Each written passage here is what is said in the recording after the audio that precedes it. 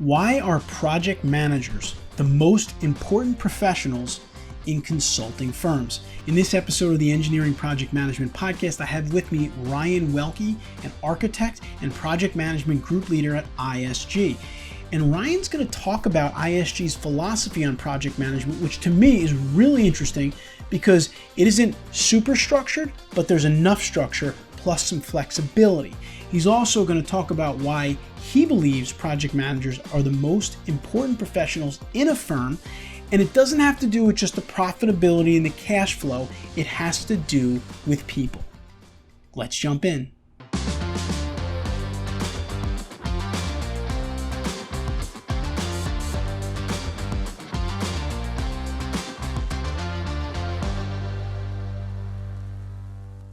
All right, now it's time for our PM Conversation of the Week. I have with me today Ryan Welke, Project Management Group Leader at ISG. Ryan, welcome to the Engineering Project Management Podcast. Thanks for having me today. Really appreciate joining the call. Excited to talk about project management as I do every day. So, yeah, no, we're excited to have you, Ryan. I mean, your title alone, Project Management Group Leader, I think just categorizes you as a great guest for this podcast. So I'm excited to talk to you. So in your own words, Ryan, just kind of start us off. Maybe you could tell the listeners a little bit more about yourself, kind of your career journey to date.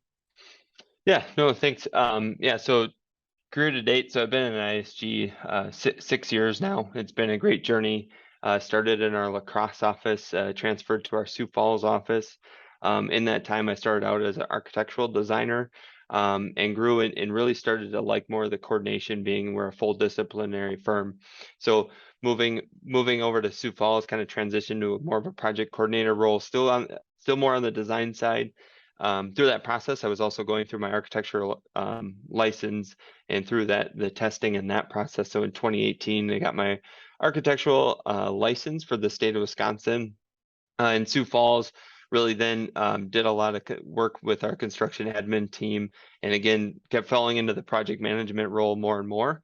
I came back actually to our La Crosse office in 2020, and kind of in the midst of COVID, I transitioned into a project management role. Really then begin to fall in love with project management and all the coordination I was able to do. For me, meeting all our internal teams, whether it was architecture, structure, mechanical, civil, a lot of great team members with a lot of great expertise. So being able to dabble into their expertise has been great. And then towards the start of 2021, transitioned into the project management group leader position.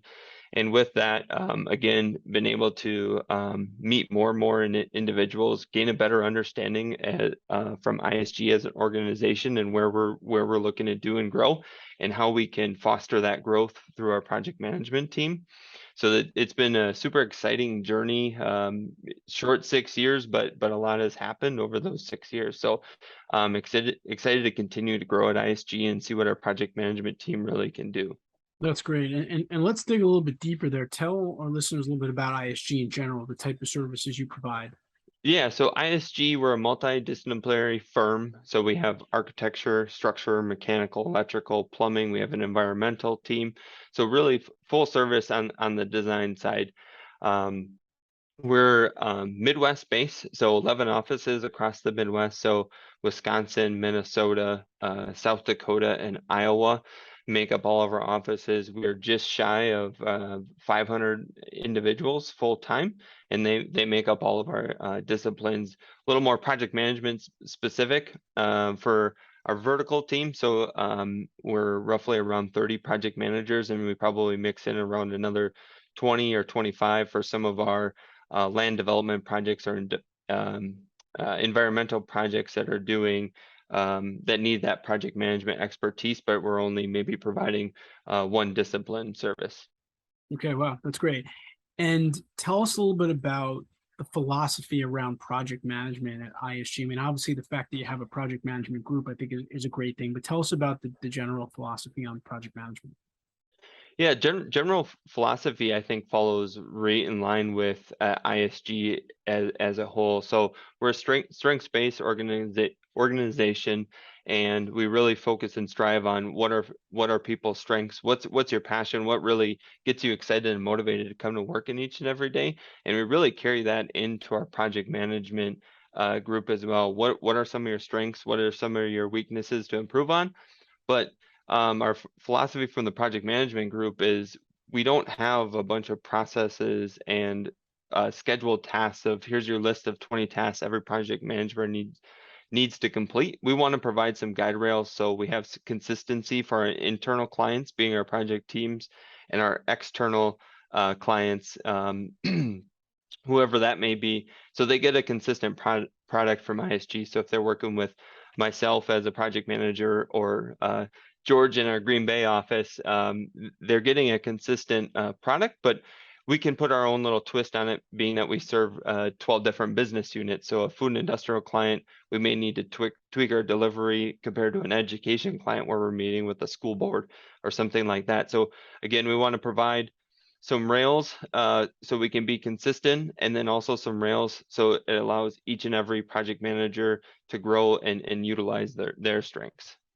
I like that a lot. I think it's a really, really good approach to project management. It's kind of like, a country has one language, but, in different towns and different cities, they might speak a little bit different, or they might do things a little bit differently, having a little flexibility, because in the world that we live in infrastructure, I mean, clients are different, projects are different, and personality types are different, right? So I think giving your project managers a good foundation, if you will, but then allowing them to, make some decisions on their own, interact in different ways, I think is very positive, because I do think that when it comes to project management guidelines, manual training, however you want to think about it, having flexibility built into it is, I think, gives project managers kind of room to grow, and room to interact and room to sometimes make mistakes, which they have to do in project management. It's part of, I think, becoming a good project manager. But I also think it's interesting that ISG has like a project manager group, because, I don't think you see that in a lot of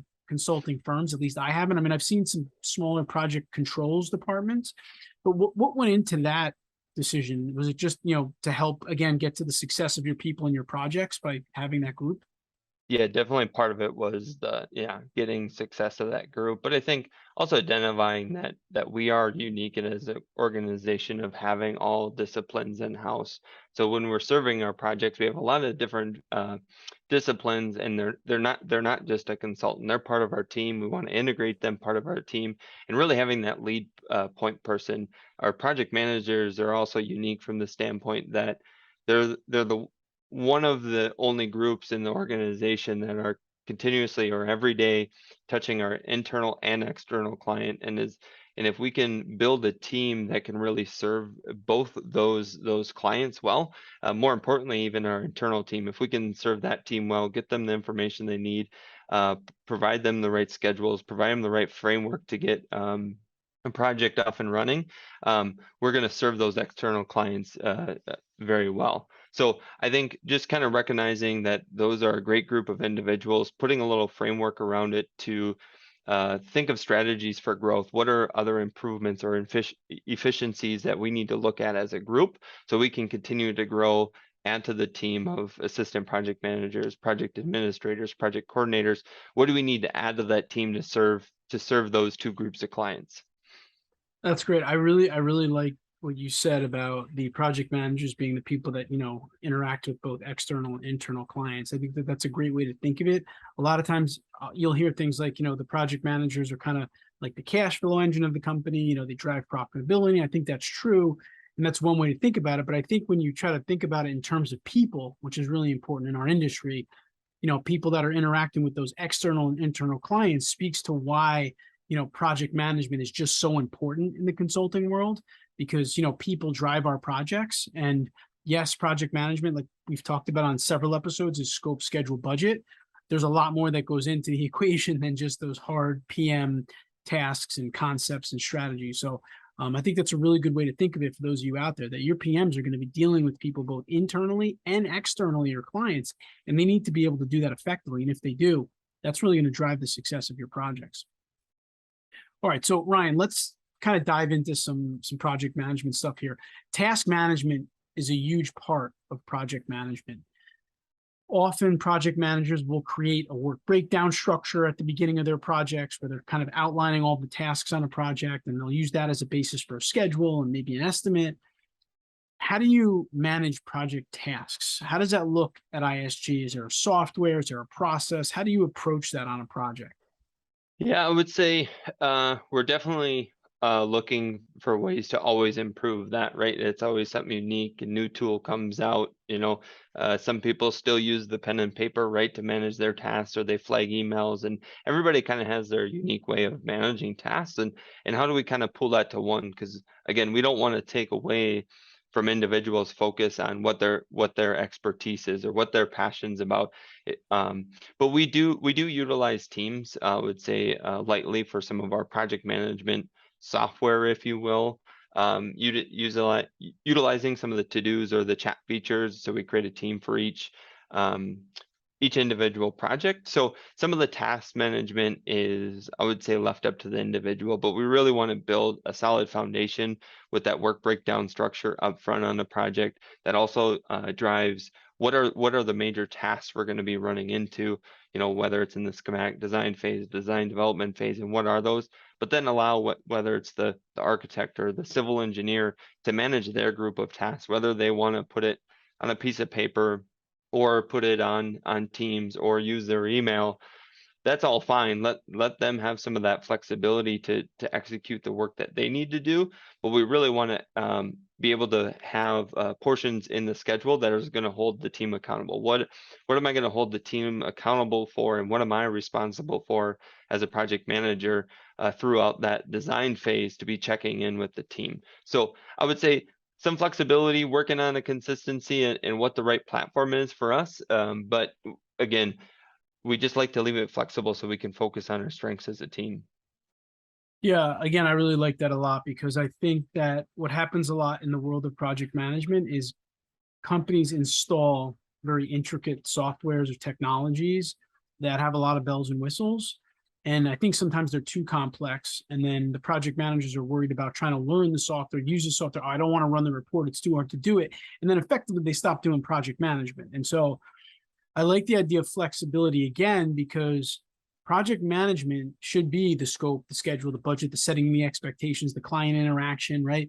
The ways that you do it. I mean, there are different avenues and tools that you can use to do it, but I think we can't get away from the idea of like the fundamentals of what project management is. And that, sometimes with some younger PMs and some of the work that we do with firms, they get like a little bit debilitated from these software because they're like, I don't even know how to run the report. I got to call accounting. I got to call finance. I got to get the right numbers.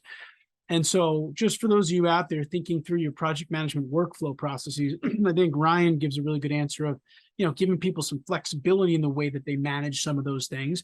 It is good to have a software, sure, a good one that works, that can give you some fundamental information. But let's make sure people understand project management before throwing them into a software and asking them to generate a lot of reports. At least that's my thoughts on that. Yeah, and I think for us too, I mean, we really focus a lot more on the leadership or the behavior side of project management versus the individual tasks or to-dos. Because I think if again we're doing the right things, asking the right questions, leading the team, a lot of those things are going to follow. So if you have a task list of 100 things on a notebook versus putting them in a software, probably not going to make much of a difference if you don't have a group leading or holding you accountable to complete a deliverable on a certain date. So Yeah, no, that's great. All right. So, Ryan, obviously, a couple of years ago, COVID hit. The world went remote overnight, 100% just about. Since then, it's changed. It's back. It's hybrid. How has this remote work climate affected project managers' ability to manage projects and collaborate with team members from your perspective, whether it's ISG or industry wide? What have you seen on that? I would say from ISG's perspective, fortunately, and maybe unfortunately, we all had to go home, but fortunately, we've always been, I would say, remote.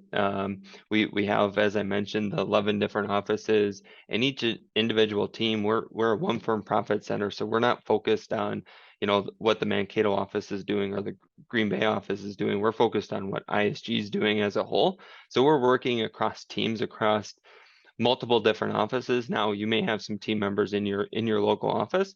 So I think for us, not really much has changed, but I would say some of the maybe the day-to-day folks that you were meeting in the office, you had to be a little more intentional on communication. It wasn't just I walk by your office and I see they're busy doing things and they're working on my project, or it could be the quick casual 5-minute conversation of walking by somebody's desk. So I would say that the communication had to get much more intentional, and I would say we've also seen an improvement out of our project management. The more intentional the communication is of having a 15-minute pulse check with somebody once a week, or, collaborating with a few other folks and making your, I think we all got burned down on Teams and Zoom calls and all those things. And I don't want to do another video call, right? But so how can we be more focused and intentional in those calls of, hey, I have a weekly design meeting. How can we be more intentional so I can get on and off the call within 15 minutes, but have a really good sense of here's where my project's at. So I would say maybe in other organizations or folks that I've maybe heard comments from is maybe took a little bit more to focus on some of that intentional communication and reaching out, because I don't have that individual sitting right next to me, because in the A&E industry, we're just so collaborative in general, right? To be creative, you got to be collaborative. Yeah, and that last point is exactly my worry from time to time, is that it's a project management, running these projects is a super collaborative process. You're dealing with other consultants, like you said, internal, external clients you're dealing with. I feel like sometimes I worry about that cohesiveness factor, right? When we're all online, everyone's home. But I think I've seen companies navigate that. And I think you put it well when you said, really what you have to do is, if you want to stay cohesive and continue to build relationships, is you got to just be more intentional about having that outreach and connecting with people and taking the extra steps. It's just not as easy as it used to be, but I definitely think it's still possible. Yeah, absolutely. I mean, with technology nowadays, between your cell phone, text messages, maybe you're just getting a few more forms of communication than you're used to, right? But I think it's definitely manageable, doable, and we can only improve from it. So communication comes up all the time when you talk about project management and you talk about, consulting clients, et cetera. Communicating with clients, communicating with stakeholders, all this can be very challenging for technical professionals and project managers. What advice can you offer on project communication or effective communication, just from your own career journey and what you've learned and seen, through the years? I think for me, the big one, or maybe even more recent takeaway, as we've been going through different project management training or building things for ISG from an efficiency standpoint, is really the preparation. Even if it's only a kickoff meeting or an internal meeting, spending a few minutes of what are the questions I'm going to ask, and maybe what are some of the follow-up questions that I may get by asking these questions. So you have some time to think through it. You generally, as a PM, probably know your project inside and out for the most part, right? Is there, hey, by asking, I need to ask these next 5 questions, I should probably bring our architect along or civil engineer, because we're going to get some pretty technical questions that I'm not going to be able to answer as a project manager. So I think for me, from a communication standpoint, not just I'll say verbal or email communication, but that preparation before the communication, take a little time to think about it. What are the questions you need to ask? And really, what's the problem you're trying to solve? If it's just a, kickoff meeting, well, what do I need as PM, and what does the team need to be able to set ourselves up for success for that specific project? I think that's great. I mean, a couple of minutes of preparation can go a very long way before meetings, before interacting with people. And I think sometimes in today's world, quite frankly, with these Zoom meetings back to back to back to back, we don't always necessarily get the time to do that. We need to make the time for that. I try to do something like that every morning, look at the calendar and go through them and see what I need for the meetings for that day.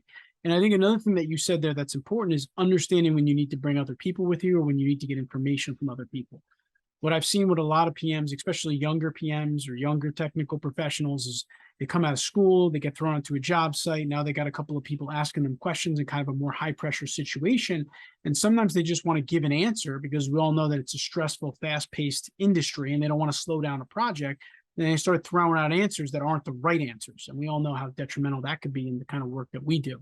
So I think, to Ryan's point, you really need to consider, if you don't know the answer to a question, a project related meeting or question, just be honest with people. Hey, you know what? Listen, I don't have the answer. I got to make a phone call back to the office. I got to contact my engineer or architect to get that information. And it might feel uncomfortable in the moment, but if you give them the wrong information, that could come back to be much worse. And then you want to build that long-term relationship with that client. You need to be honest. Yeah, you bring up a good point. I think even early in my career, saying I don't know was difficult, right? Or even just saying no to a client, right? It's difficult.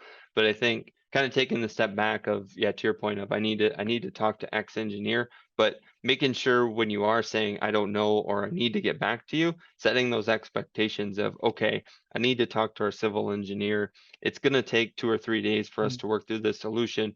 I will be back to you by Friday.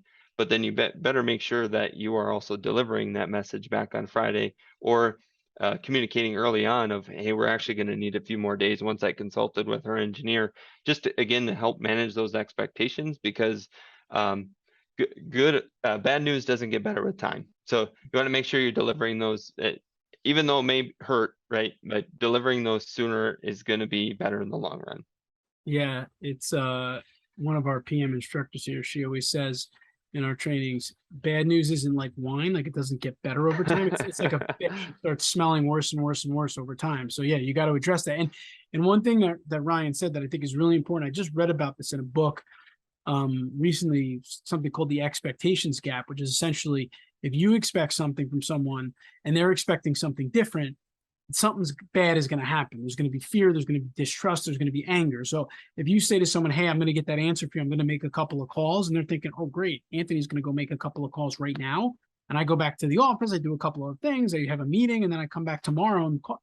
That could be a big communications gap. So you need to really set your expectations in your career. I think always in your career, not just related to project management, but especially in project management with clients and with internal. I mean, I've had some challenges with other departments when I worked for a multidisciplinary firm where I expected them to get me proposal information on a Friday, and they were expecting it to give it to me the following week, and that never ends up well. So really think about communication as a big part of that.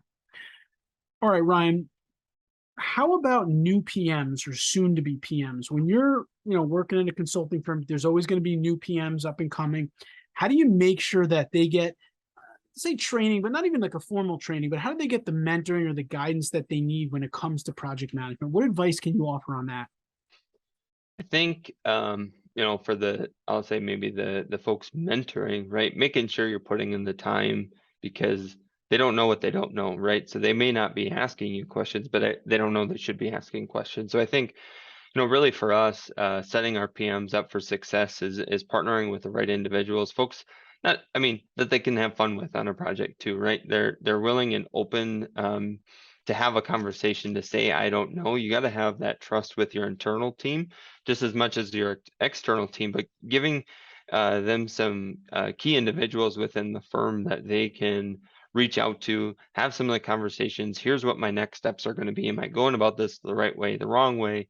And not so much as a formal training. You got to kind of learn along the way. I mean, I look back when I first started PMing projects, couple years ago. What I'm doing now is significantly different, but I didn't get there by reading a book. I didn't get there by a formal training. Did that stuff help? Absolutely. But it was a lot of the folks that I've been able to work with, whether it's our current president now, are some of our business unit leaders, and that just asking questions and better understanding our organization of what we're driving towards, but then maybe what are some of the scars that they've learned from that I don't have to also get. I'm going to get my own, but I don't have to get the same ones they did.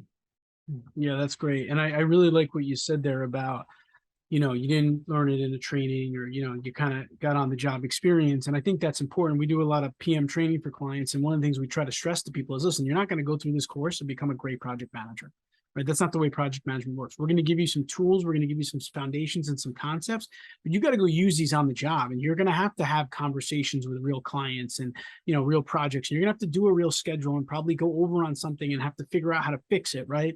And so project management is definitely something that is experiential. You're going to learn it on the job. So don't think even if you're out there and you're not getting the training you feel like you need, maybe it'll come at some point in time, but get training by doing things on the job, talking to people, talking to experienced PMs, asking them questions, hopefully listen to other episodes of this podcast. I mean, the whole idea is to learn what you can from others and learn on the job and supplement it with training and concepts and books and things like that. And to me, that's really project management. So what we're going to do here is we're going to take a quick break. We're going to come back with Ryan and we're going to talk about his biggest PM pitfall.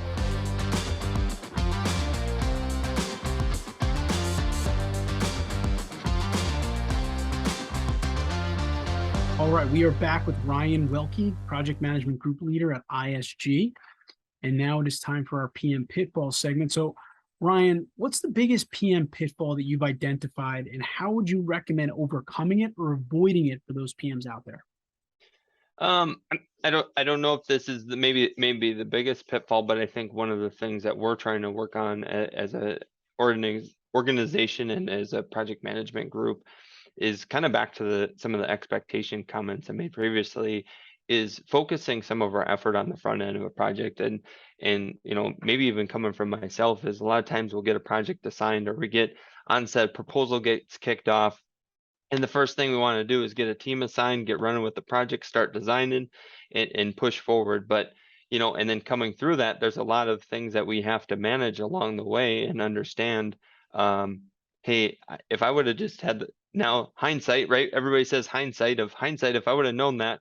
But so really kind of taking that and building a project on the front end and spending that time to build your questions for the kickoff meeting for your internal and external team, setting maybe some high level schedule, but then, for us, meeting with each design discipline. Okay, what are the things you need and when do you need them by? So we can collaborate as an entire team, and then also set some key points for our clients along the way of here's when you need to make some decisions, because we all know from a design, we don't want to design things twice, right? So what are some of those things that we can set ourselves up for success on the onset of our project? So again, maybe some stuff we're focusing on as an organization is really pulling some of the work that you would normally maybe do throughout the entire project to that front end, spending more time. It may seem like a lot of effort you're spending up front, but making sure you are spending that time up front to minimize your time through the back end of the project. No, I love that. I mean, I believe that most PM challenges, failures, whatever we want to say, are attributed to a lack of, that preparation at the beginning of the project, right? The inability to set the expectations with the client, go through a really good scope development process so you're clear on what the scope is. Like you said, ask the right questions in those kickoff meetings. Time and time again, you see things happen on the back end because those expectations weren't set. So I would definitely say that putting extra time and effort into the kickoff portion of your project, that initial phase, I'm sure would come back and return in a lot of big ways. And I think it's great that ISG is focusing on that. I would just make a recommendation to all of you listening. That kickoff phase, that beginning phase of your project is so critical because it really sets the stage for everything else. And when you're talking about a multi-million-dollar infrastructure project, you could think about the ramifications if that's not set up properly from the beginning. And I've told the story many times that we had a client working on a major airport, and they ended up doing $500,000 outside of scope work because the expectations weren't clear, and they had a lot of trouble trying to collect that money. So, Ryan, thanks so much for spending time with us today. You gave us a lot of time. I know you're busy, and for sharing some of what you're doing at ISG around project management. We really do appreciate the time. Yeah, no, really appreciate you allowing me to jump on and talk through some of my experiences. I'm one of the nerds out there that really enjoy project management and how do we improve it, right? Hey, if that's the case, then you're on the right podcast. We're thrilled to have you, and I'm sure we'll touch base with you again. But thanks again for coming on. Awesome, thank you. I hope you enjoyed that episode of the Engineering Project Management Podcast. We put out videos like this on a weekly basis to help engineers become better managers and leaders. Please consider subscribing here so we can help you be the best manager that you can be. And I'll see you next week.